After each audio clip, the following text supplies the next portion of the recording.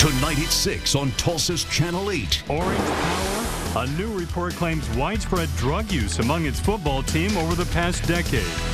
The allegations continue to come out of those Sports Illustrated articles, but one professor we spoke with here at OSU says he's skeptical. All this construction could be devastating for the Tulsa State Fair, but you won't have to worry about this. We'll tell you why. Local shoppers get excited. An outlet mall could be coming to Tulsa. A front is moving in. I'll show you just what kind of impact it will have on your weekend. You're watching KTUL, Tulsa's Channel 8. And first on 8 tonight, more accusations against the OSU football program, this time of widespread drug use. Hi, everyone. Thanks for joining us tonight. Sports Illustrated released part 3 of its series, The Dirty Game. This report says players were not only smoking pot, but also dealing marijuana. Among the allegations, players would get high before games, even leading up to the 2010 Fiesta Bowl. 3 players admitted to dealing drugs to teammates and other students. There's also claims that star players testing positive for drugs were not punished, while those less successful faced penalties. The article also says some players sold meth, used cocaine, and abused painkillers. Channel 8's John Moss and our sports department have been looking into this. He joined us now with the latest. John? Hey, Mark, we're now 3 articles into SI's expose on OSU entitled The Dirty Game. So far, we've heard about pay for play, academic improprieties, and now rampant drug use within the football program. But here's the million-dollar question. Based on everything that we've read so far, could OSU get in any trouble with the NCAA? Well, according to ESPN.com's Jake Trotter, the answer to that question is no. I think so far it'd be very difficult for the NCAA to levy sanctions, given the statute of limitations rule that's in place. I mean, all this stuff goes beyond the 4-year window, and I don't see any proof of this being something that is still going on today or that's gone on recently, at least not so far. You know, I think OSU officials are a little bit nervous about the hostess story that's supposed to come out tomorrow, in that, you know, there was an official or a coach who, you know, had these girls having sex with recruits and players to get them on campus. So that, you know, obviously that would not be good if that were something that was happening. The story isn't over yet. Coming up in sports, you'll hear what former OSU quarterback Brandon Weeden has to say about these SI articles. Mark? John, thanks. Today's report follows accusations earlier this week of players being paid for their performance on the field, as well as players cheating in class. Tomorrow, as you just heard, SI will release another report on claims the school lured recruits with sex. And next Tuesday, it ends with the fallout. In Stillwater, the SI article is being met by skeptics among students and staff. One OSU instructor says in his years of teaching football players at the school, he has never been asked to change grades. He spoke to Channel 8's Ethan Callaway today on the Stillwater campus. Here on the campus of OSU, skepticism is everywhere among students and teachers as to what is and isn't the truth in those Sports Illustrated articles. It's the main topic of discussion today in this strategic communication course, and students have formed their own opinions. How many of you think that the allegations are at least 80% true by a show of hands? 80%. How many of you think it's at least 60%? Okay, how many of you think it's 40%? Dr. Danny Shipka has been teaching student athletes for the past 10 years during stints at LSU under former OSU head coach Les Miles and now here at Oklahoma State. I think people have sometimes the wrong idea about athletes and athletic organizations. It's a stereotype, Shipka says, that isn't always warranted, and the claims made in Sports Illustrated in his experience are far from the truth. I can say that I have never once been asked to give athletes special consideration. Shipka says football players in his classes have never gotten a grade they didn't deserve, and he's never been approached to change those grades. The assistant professor says while he's not sure these stories are entirely true, it's a reminder that no football program is perfect, and all campuses should evaluate their practices. I think that the reporting for this story bears examination, but I also think that OSU bears examination. And I think that each organization should look within itself and see what it is that they're doing right and what it is they're doing wrong. And many of the students in that class today say these allegations are happening on college campuses across the country, and they're wondering why OSU has been singled out. On the campus of OSU in Stillwater, Ethan Callaway, Tulsa's Channel 8. Well, the students tell us they don't believe all of the allegations are true, but they think there is some truth to the SI story. Well, attorneys hope to soon wrap up a case involving the deaths of 4 women. It's a hearing to determine if 2 brothers should stand trial. James and Cedric Poor are accused of tying up the victims and shooting them in the head at a South Tulsa apartment last January. A witness testified that both men admitted to their roles in the crime. The 17-year-old said they decided to kill the women because they would recognize them. Defense attorneys say police have arrested the wrong men. Both have pleaded not guilty to first-degree murder charges. That hearing will move to day 5 tomorrow. Only on 8, a driver goes on the run after ignoring a traffic stop. We're told he reached speeds up to 90 miles an hour as he weaved in and out of streets around town, even a highway. Nothing stopped him for a while as he rammed 2 patrol cars. Eventually, the suspect had to stop when he ran into a dead-end street. Officers had to use a taser to make the arrest. No word on why he ran. And now, the first forecast in the Oklahoma Ford Storm Center. After an extended dry spell across the area, isolated showers and thunderstorms have been forming over eastern Oklahoma. Looking at HD Max 8000 right now, the heaviest pocket of rain extending over Bixby. We are looking at possibly some gusty winds up to about 45 miles an hour, even though there's still a little bit of lightning embedded in this storm cell right now. It is traveling off to the east-northeast at 5 miles an hour, so possibly Broken Arrow, you could actually see some of this rain here within the next 15, 20, maybe even 30 minutes or so. I think once we start to lose the heating of the day, the activity is going to ramp up quickly. But there's a cool front that is moving through the area, and that front is bringing in a pretty dramatic change in temperatures. Upper to mid-80s back to the north from Bartlesville to Coffeyville. Rain cooled in some spots where you see the 70s right now, but some locations still hanging in there at 90 degrees. We have 94 in Eufaula, 90 in Muskogee. Looking at the next several hours, well, we're expecting to see still a few lingering clouds, an isolated chance for storm. I'm thinking till about maybe 8 or 9 o'clock, especially down to the south of us. But as we head into the overnight hours, we're looking at temperatures to drop off into the upper 60s. I'll talk more about just how this front will impact your weekend coming up in just a few minutes. Sounds good. Thanks, Jennifer. Well, now to our orange barrel alert. As you know, you can't go anywhere without hitting construction, but one of those projects in the heart of Midtown will go on hiatus. We're talking about Yale from 26th to 31st Streets. Channel 8's Kim Jackson found out crews will stop to make room for the Tulsa State Fair and a busy shopping season. We all know the Tulsa State Fair starts in 2 weeks. As promised, all this will be moved away, construction shut down as those carnival rides open up. Tulsa is spending $4.8 million rehabbing Yale from 21st to 31st. Crews are smoothing out the road, which has been riddled with bumps and potholes over the years. You can see how the roadway has been ripped out. But in just a matter of 2 weeks or less, it's all going to be new again and roadblocks pulled away. Your family will have a clear path to the State Fair as the contract specifies. The road will be completely open from the fair through the new year because of holiday shopping. City leaders value paving the way for Tulsans spending money and generating sales tax revenues. It goes both ways. We don't want them to be affected as much as we can, try to limit that, and same thing with sales tax. That's what the city runs off of. So Phase 1 of the project right here will be complete by September the 25th. The rest of the roadway to be repaired will happen after January 1st. In Midtown, Kim Jackson, Tulsa's Channel 8. Also, we've learned the construction project at Tulsa Hills will shut down from November 1st through January 1st. Covering the community tonight, it's fair time in Claremore. 99th Annual Rogers County Fair kicks off today with fireworks and a carnival. Fair usually begins Friday, but organizers moved the start up one day to give fairgoers more time to enjoy the arts, crafts, vegetables, fruits, fireworks, carnival, and a lot more. A lot of really good made in Oklahoma stuff. The carnival, of course, is always exciting to see. That's my favorite. And we have some really neat food vendors outside, and the livestock shows are going to be really good this year.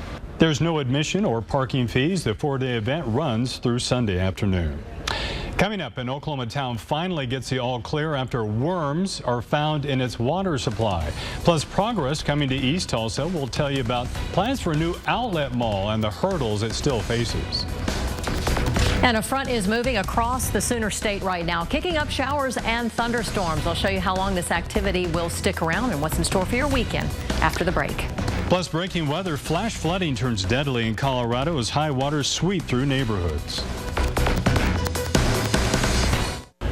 Small town is given the all clear to drink their water weeks after worms are found in the town's water supply. Red worms up to an inch long showed up in the water in Colcord, about 80 miles east of Tulsa.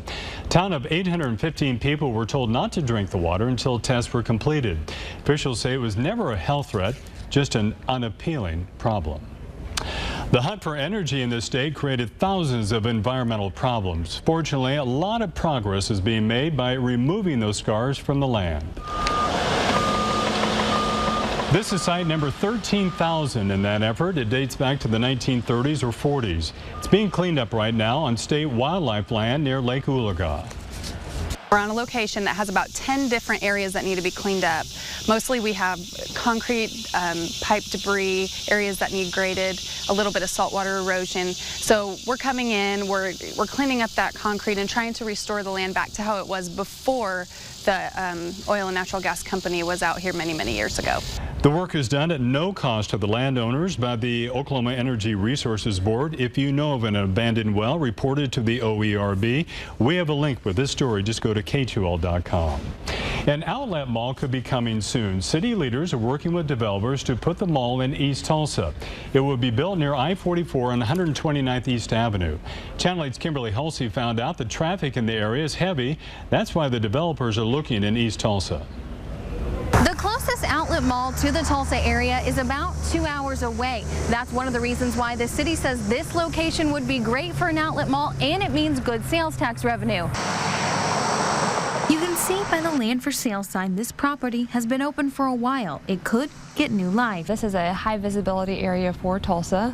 Lots of traffic in that area. I think the range is around 70,000 cars. This could be the 90 acres used to build an outlet mall that looks a lot like the one in Oklahoma City. That's because the same developers are in talks with the city of Tulsa. One of the bigger projects that the east side of Tulsa has seen in the past many years. Mayor Bartlett says he likes that they are looking in East Tulsa for this project because land in East, North, and West Tulsa offers something different. In those areas of town, the land's cheaper, the access is very good, there's good infrastructure. It will also bring jobs and, of course, sales tax revenue. The large number of people that come to Tulsa to shop, and once they're here, they don't just come here to buy a pair of socks.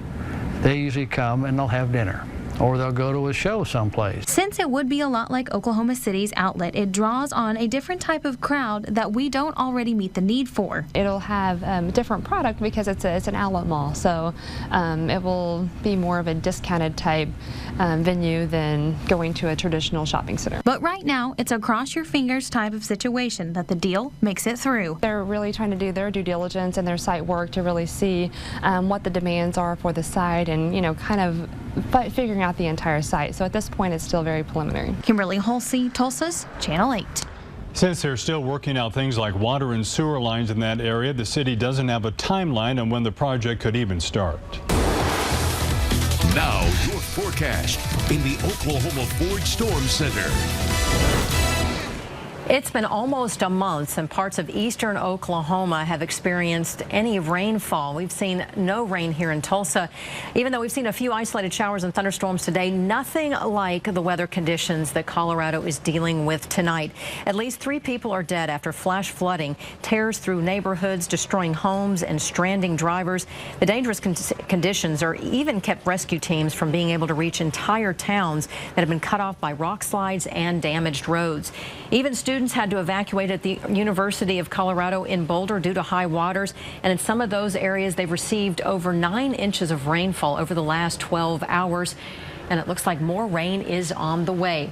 Well, we actually have seen a little bit of activity here after our dry stretch. Isolated storms have been firing up, producing about pea to dime-sized hail throughout the afternoon hours. But really, over the last hour, we're seeing this stuff dissipating very quickly, losing the heating of the day. Some areas getting rain-cooled very quickly. As we zoom in, though, just to the south of Tulsa from Bixby near Broken Arrow, we're looking at a little bit more moderate rain shower. All of this is traveling off to the northeast very slowly. at about 5 miles an hour. So it may kind of clip portions of Broken Arrow. It's been hanging out over parts of southern Tulsa and around at least southern Tulsa County. Bixby, Broken Arrow, you'll see those rain. We've also seen some significant rain over Zapulpa. So throughout the afternoon and into the evening, these showers and storms have kind of been expanding. Really starting to wrap up significantly down to the south, though, from around Wetumpka, even to the north of Stewart, south of McAllister. Some light rain showers are continuing at this hour.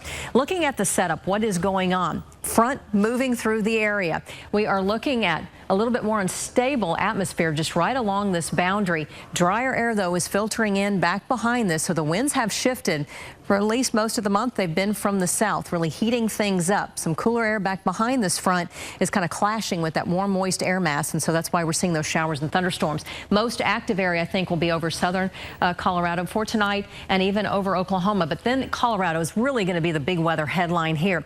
We have a big upper-level low that is hanging out in Utah. That is funneling moisture from the southeast, from the Gulf of Mexico, and even from the Pacific. So that is dumping all of that significant rainfall over Colorado, the metro there, and even up in the foothills. Some areas reporting maybe more than 10 inches of rainfall here, and they are looking at unprecedented rainfall, unlike anything they have seen. As we take a look at our rain gauge, though, we didn't get anything in it today. It has been at 0 since midnight, and really for the month, we have looked at dry conditions. We're looking at least being down by about 1.5 inches here in Tulsa. And notice, though, for the overall yearly totals, we are down by almost 6 inches. Looking at the rest of the area right now and how this front is impacting us, it's 87 Coffeyville, 86 in Bartlesville. Rain cooled in Okmulgee. You're looking at 74 degrees. Okemah sitting at 86. Even around Bristow, you saw temperatures today drop into the 70s thanks to the rain, but still extremely warm down to the south. Warm, muggy, hot with afternoon highs still hanging in the 90s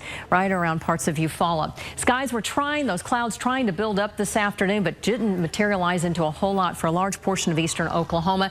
So for those areas that did receive the rain, you were definitely very lucky. 89 right now here in town. We have 50% humidity and that northerly wind. Again, most of it throughout the day has been from the south, but with that front starting to move through, that wind will remain from the north to northeast. Check out the highs today. Normal would be 85, and we bumped it up to 96 degrees. But temperatures maybe more seasonal as we go through the next 24 to 48 hours. Front will keep pushing down to the south. Showers and thunderstorms will keep building along that boundary. But as we go through the overnight hours, even with a few clouds hanging on, we will actually start to see drier air moving in. Upper 60s for tonight. Afternoon highs tomorrow. Really a terrific day. A way to start the weekend off. In the mid-80s, we should see some sunshine by the afternoon, and those showers and storms hanging out to the west of us and really moving out of the Sooner State. For the next few hours, we'll just see some isolated activity, but most of it is really starting to dissipate as we're losing the heating of the day. A few more clouds building in. Overnight lows from Miami 62 to 69. Around Seminole, you're looking at about 69 degrees. Even in McAllister, about 68. By the afternoon tomorrow, northeasterly wind and those afternoon highs in the low to mid 80s.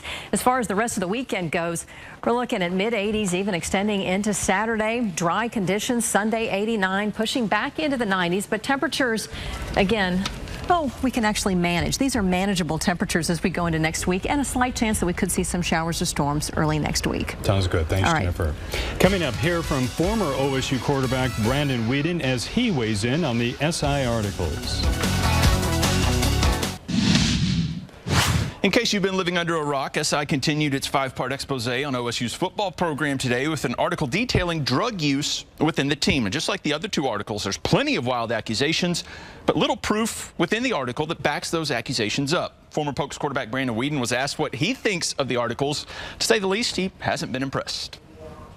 As a credible institution like Sports Illustrated that would do 10 months of investigations and then all of a sudden have no credible facts to go along with their stories. So, like I said, Coach Gundy does an unbelievable job of running a clean program. He takes a lot of pride in that. Mr. Pickens is all about, keeping everything clean, playing by the rules, doing the right thing.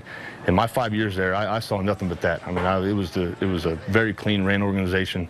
No wrongdoings of anything that I ever saw, and that goes back from when I was a freshman, 23 years old. I'm not naive enough not to believe that stuff goes on at other universities, but I can say that I never saw anything go on, and it's comical. It really is.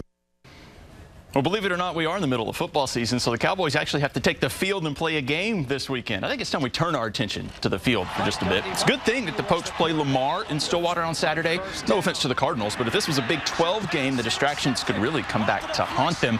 Here's your game info in case you're headed to Stillwater. Like I said, OSU welcomes Lamar into town. The Cardinals play over in the Southland Conference. They're 1-1 on the young season. Kickoff from Boone Pickens Stadium set for 6:30. OSU a 47-point favorite, according to those fine folks in Vegas. And speaking of football, we have a high school game in town tonight, which kicks off week 2 of the season. Cascia Hall host Glenpool. Kickoff from Midtown set for 7:30. I'll have all the highlights for you tonight at 10. Highlights of that, and tomorrow's some more big high school football Jinx games. Union, the biggest. The other big one. Yeah. All right, thanks, John. That's our news tonight. Thanks for watching. Will Fortune up next. We'll see you back here tonight at 10. Good night.